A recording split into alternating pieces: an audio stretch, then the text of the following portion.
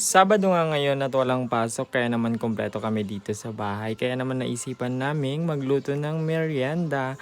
Naglalaba pa nga lang ako dyan at sinimulan na nga ng aking daddy Kes ang paggawa ng ating lumpiang gulay. Hiniwiwalay niya na nga ang mga wrapper para mamaya mabilis na rin natin itong gawin o gamitin.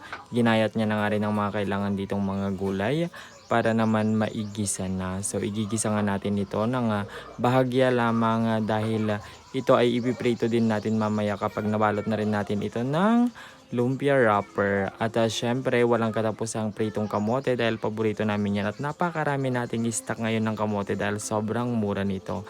Sinimulan ko na nga rin mag-wrapper ng ating gulay para naman ipiprito na lang. Pero bago yan ay inuna ko muna iprito ang mga kamote dahil ito yung mga paborito namin talagang kinakain kapag nagluluto pa lang kami. At yan na nga, may mga naprito na at isa-isa na rin yung nadudot-dot. Actually, muntik na namin yung maubos bago namin naluto lahat ng lumpiang gulay.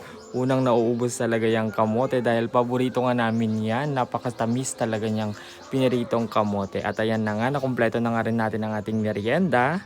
At on the go na tayo para sa ating lapang mode. Sana nabusog kayo sa aming video. Maraming salamat mga kakeme.